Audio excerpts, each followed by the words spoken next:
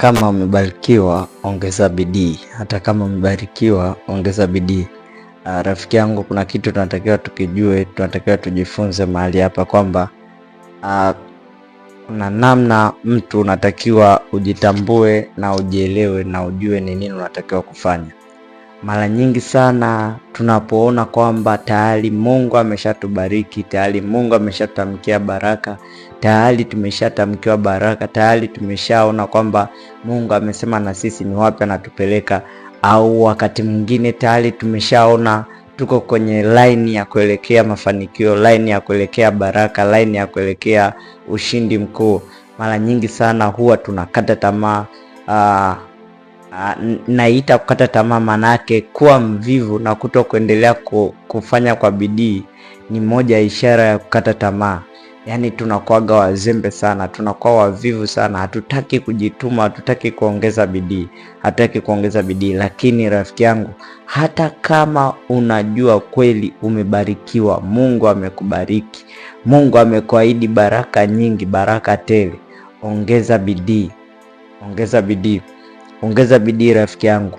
Usipoongeza bidii, hizo baraka utaishia kuzisikia kwenye historia, utaishia kuzisikia kwamba utaishia kuhadisia kusema kwamba Mungu aliahidi kunibariki, Mungu alisema atanibariki, Mungu alisema na mimi mtumishi fulani alininenea baraka, akaniambia Mungu amekusudia kuniinua na kunifanya mkuu.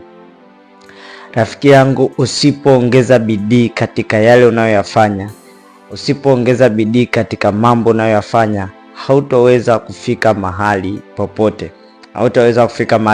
Hata kama Mungu mwenyewe ndo amekuahidi, amekutamkia kwamba hakika kukubariki nitakubariki, kukuzidisha nitakuzidisha, hata kama amekutamkia, kama hauna bidii katika yale unayoyafanya, katika kazi zako, rafiki yangu, hizo baraka utaishia tu kuzisikia kwamba Mungu aliahidi kukuahidi baraka, aliahidi kukubariki na kukuongeza na kuzidisha.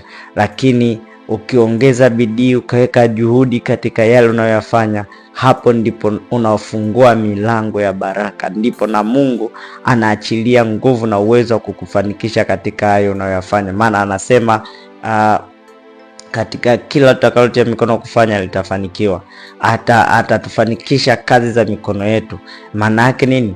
Anapokuambia atakubariki, anapokubariki, hataki ukae utulie tu, anataka upambane, uongeze bidii, uweke bidii katika yale unayofanya, kwa maana kwamba hata kama utaonekana unaanza mwanzo mdogo, lakini kwenye huo mwanzo mdogo weka bidii. Najua wengi tumeweka malengo mwaka huu, kuna kitu tunatakiwa tufanye, na wengine makanisani tumetamkiwa kwamba mwaka huu ni mwaka wa ushindi, mwaka huu ni mwaka wa kufanikiwa, mwaka huu ni mwaka wa kuongezeka. Wengine tunasema by grace and power in Jesus name we live and excel.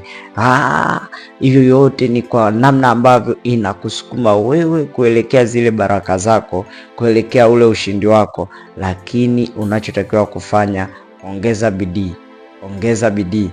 Tutajifunza hapa kutoka kwa mtumishi mmoja, Yakobo kwenye kitabu kile cha Mwanzo sura 31 mstari wa 40 mpaka 41. Neno la Mungu linasema, hii ilikuwa hali yangu mchana, jua likinipata na baridi usiku, usingizi ukanitoka machoni mwangu. Miaka hii 20 nimekaa nyumbani mwako, nalikutumikia miaka 14 kwa binti zako wawili, na miaka 6 kwa wanyama wako, nawe umebadili mshahara wangu mara 10. Umeona, hizo ni habari za mtu aliyebarikiwa, Yakobo. Watu wengi sana tunapenda sana habari za Yakobo, ambaye alikuja akabadilishwa jina akaitwa Israeli. Yakobo, mtu aliyebarikiwa sana na Mungu, akaja akabadilishwa jina akaitwa Israeli. Tunaona kabisa tangu tumboni Yakobo anaambiwa yeye atakuwa mkubwa, atamtawala ndugu yake, atamtawala ndugu yake, maanake yeye ndiye aliyechaguliwa kubeba lile agano la Mungu kutoka kwa Ibrahim. Kwa hiyo Yakobo ni mtu aliyebarikiwa tangu tumboni, anatoka huko anaendelea kuishi maisha anaishi, baadaye ikaenda na tunaona kabisa na baba yake na Yakobo ambaye ni Isaka alimbariki Yakobo kama mzaliwa wa kwanza kabla ya Esau. Kwa hiyo tunaona kabisa Yakobo anakuwa ni mtu ambaye amebarikiwa tangu tumboni, lakini pia na baba yake anakuja kulithibitisha hilo kwamba yeye ni mbarikiwa, yeye atakuwa mtawala, yeye atakuwa mkuu, anaelezwa hayo yote. Lakini tunaona kwamba Yakobo anaenda kwa mjomba wake Labani. Anaenda kwa mjomba wake Labani. Mama yake alimwambia akimbilie kule baada ya kuona Esau amedhamiria kumuua, kwa kuwa alienda kwa baba yake kuchukua baraka ambazo zilitakiwa apewe Esau. Lakini kwa uhalisia kwamba Yakobo akaenda yeye badala ya Esau, na akamwambia babake endo Esau, na babake akambariki, na babake anasema na kweli amebarikiwa, na kweli amebarikiwa. Maana yake hakuna namna nyingine yoyote ile ya kubadilisha ule mbaraka aliombariki nani? Yakobo. Na ukiangalia pia Isaka alikuwa ni mtu amefanikiwa sana, kwa sababu alipokea utajiri wa kutosha kutoka kwa babake, na yeye pia Mungu akambariki, akamuongeza, akawa tajiri mkubwa sana, mpaka ile jamii pale wakawa wanamuogopa. Alikuwa na mali nyingi sana. Lakini huyu Yakobo ambaye amebarikiwa anaondolewa pale, anapelekwa kwa mjomba wake Labani. Kule kwa mjomba wake Labani anaenda kuwa mchungaji wa mbuzi na kondoo. Mchungaji wa mbuzi na kondoo. Ndipo tunakuja kuona haya maneno hapa Yakobo anapoeleza kwamba amebadilishiwa mshahara wake mara 10. Anasemaje? Kwamba nawe umebadili mshahara wangu mara 10. Mtu aliyebarikiwa alikuwa anajua kabisa mimi nimebarikiwa, mimi ni mbarikiwa, anajua kabisa yeye ni mbarikiwa, lakini alibadilishiwa mshahara mara 10. Alikuwa ni mtu wa bidii, mtu wa kutokata tamaa. Ili ujue kama alikuwa ni mtu wa bidii, angalia hii mstari wa 40 hapa. Mwanzo 31:40 anasema, hii ilikuwa hali yangu mchana jua likanipata, na baridi usiku, usingizi ukanitoka machoni mwangu. Hivyo kweli, unajua kweli umebarikiwa, utakubali mchana jua linakupiga, unashinda unazurura na mbuzi na kondoo, jua linakupiga, afu bado huyo mtu ambaye unamfanyia kazi bado mnakubaliana hivi, baadaye anakuja anabadilika, mshahara wako anaubadilisha mara ya kwanza, mara ya pili, mara ya tatu.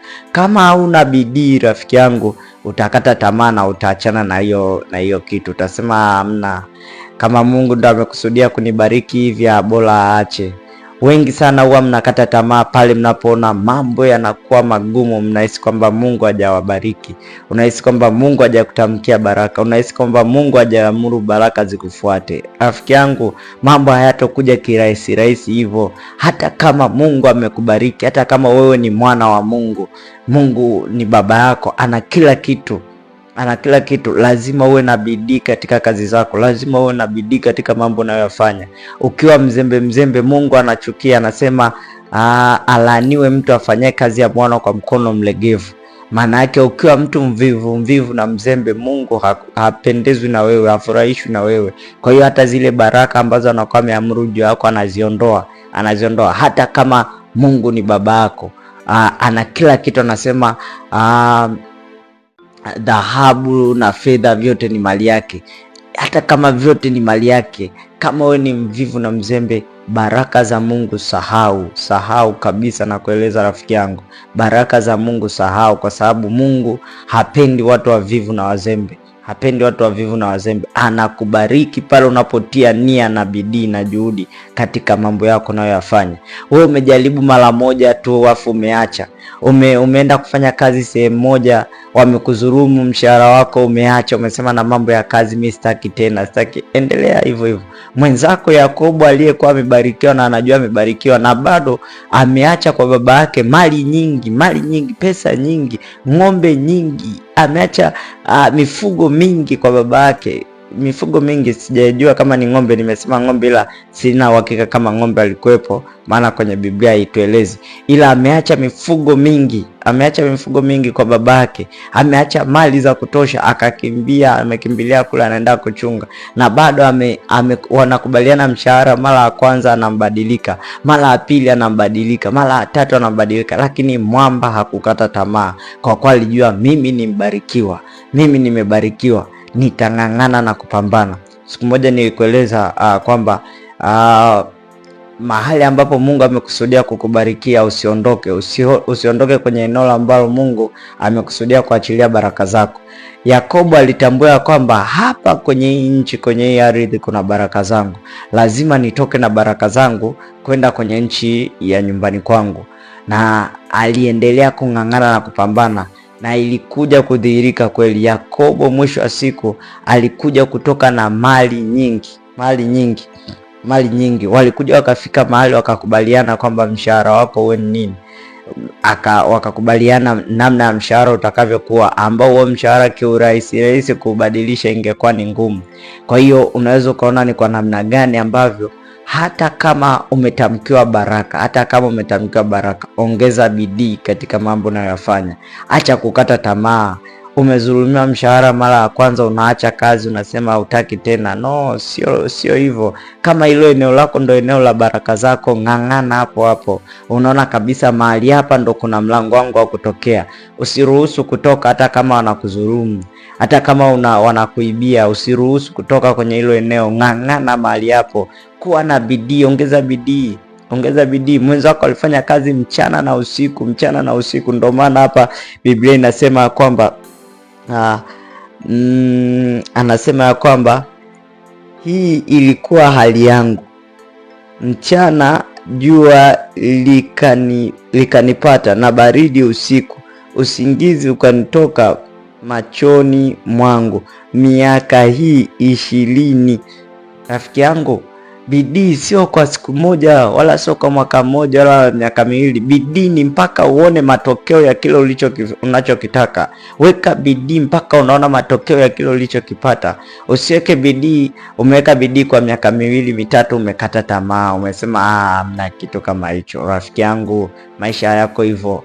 Ongeza bidii, hata kama ni mwaka wa 10 huu, endelea. Usikate tamaa, songa mbele, kaza buti, bado endelea. Miaka 20 mwenzako alikomaa, na alikuwa anajua kabisa nyumbani kwao kuna pesa nyingi, kuna wanyama wengi, kuna mifugo mingi, kuna mali nyingi. Angeweza kusema usinitese, usinisumbue, mimi naenda kwa baba yangu, mimi kuna mali nyingi. Hata kama ndugu yake alikuwa amedhamiria kumuua, lakini angekuwa na uwezo wa kurudi kule wakapambana hivyo pamoja, kuliko kuendelea kukaa huko anamtumikia mtu bure. Lakini alijua lile ni eneo lake, na alijua yeye ni mbarikiwa, kwa aliendelea kung'ang'ana. Hata kama aliona kwamba anazulumiwa, amefanya kazi, anazulumiwa, bado aliendelea kupambana, aliendelea kupiga kazi miaka 20. Na ndio maana unaona hata mwisho wa siku aliona huyu mzee huyu sasa Mungu Mungu akamruhusu kwamba aondoke aende sasa, kwa sababu tayari ameshambariki. Kwa hiyo wewe paka pale Mungu atakapokuambia ondoka mahali hapo, nenda sehemu nyingine, hapo ndo unaweza ukaenda. Changamoto zisikutoe mahali ambako kuna baraka zako. Nilisema hicho kitu, unaweza kufuatilia hilo somo. Changamoto zisikutoe mahali ambako kuna baraka zako, lakini ongeza bidii. Hata kama unajua umebarikiwa, ongeza bidii, acha kukata tamaa. Mwenzako alifanya kazi miaka 20, anazulumiwa mara hivi, lakini bado aliendelea kung'ang'ana, aliendelea kupiga kazi mpaka akaziona baraka, akatoka na mifugo mingi na wanyama wengi, mpaka watoto wa Labani wakaanza kumuonea wivu. Wanasema huyu mtu amechukua mali ya baba yetu, lakini ule ulikuwa ni mshahara wake. Ndivyo walivyopatana, kwamba wa madoa na wa marakaraka na wa milia watakuwa ndoa Yakobo. Kwa hiyo na Mungu akazidi kumneemesha Yakobo, akamfanya kuwa tajiri, akamfanya kuwa na nguvu katika eneo lile, na alipombariki ndipo akamwamuru na kumruhusu anaweza akaondoka. Kwa hiyo rafiki yangu, katika jambo lolote lile unalolifanya, ongeza bidii, ongeza bidii, ongeza bidii. Unahitaji neema ya Roho Mtakatifu itakao kuwezesha wewe kuwa na bidii katika mambo yako, katika kazi yako, kutokata tamaa. Maana Roho Mtakatifu yeye anakupa nguvu, anakupa uwezo wa kuendelea mbele. Hata kama unasikia kuchoka, anakuganga, anakutia moyo, anakujenga, anakuimarisha. Kwa hiyo ukiwa na Roho Mtakatifu ni rahisi sana kuendelea kufanya kile unachokifanya. Ukiwa na Roho Mtakatifu, maana yeye hachoki, halali wala hasinzii, ni rahisi sana kuendelea kufanya kile unachotakiwa kufanya. Ni rahisi sana kuendelea kung'ang'ana na kupambania baraka zako. Kwa hiyo ukiwa na Roho Mtakatifu atakuwezesha na kusaidia kufikia kule ambako Mungu amekusudia. Na ili umpate Roho Mtakatifu unamhitaji Yesu Kristo. Na Yesu Kristo unahitaji umwamini afanyike Bwana na Mwokozi wa maisha yako. Na ukishampata Yesu Kristo anakupa Roho Mtakatifu. Roho Mtakatifu anakaa ndani yako, anakuongoza na kutia nguvu na kukusaidia wewe kuendelea kuwa na bidii katika mambo yako. Wewe unayesema unamhitaji Yesu Kristo aingie katika maisha yako, unaweza kanipatisha maombi haya. Bwana Yesu, ninakuja mbele zako. Ninaomba Yesu unisamehe dhambi zangu zote. Yesu, kuanzia leo ninakubali kuwa wewe ni Bwana na Mwokozi wa maisha yangu. Asante Yesu kwa kuniokoa. Asante Yesu kwa kuniponya. Asante Yesu kwa kunisamehe. Amen, amen. Barikiwa sana rafiki yangu, umenifuatisha maombi haya. Amini ya kwamba umeokoka. Yesu Kristo ni Bwana na Mwokozi wa maisha yako, na Roho Mtakatifu ataingia ndani yako. Kuanzia sasa ameingia ndani yako ili kukuwezesha na kukusaidia wewe kuishi maisha ya kumpendeza Mungu na kuwa na bidii katika mambo yako, wala usichoke wala ukata tamaa. Hata kuwa na bidii kwa habari ya kumtafuta Mungu, wala usichoke wala usikate tamaa. Baba, katika jina la Yesu Kristo ninaomba kwa ajili ya watu wako wote. Mungu kawawezeshe na kuwasaidia, watie nguvu, wawezeshe. Bwana wa mabwana, Roho Mtakatifu wajaze nguvu ya kuwa na bidii katika mambo yao wanayoyafanya. Wasisikie kuchoka wala kukata tamaa, hata kwa habari ya safari ya kwenda mbinguni. Tusisikie kuchoka wala kukata tamaa, katika jina la Yesu Kristo wa Nazareti. Asante kwa neema yako na upendo wako, ni mambo nikiamini. Amen.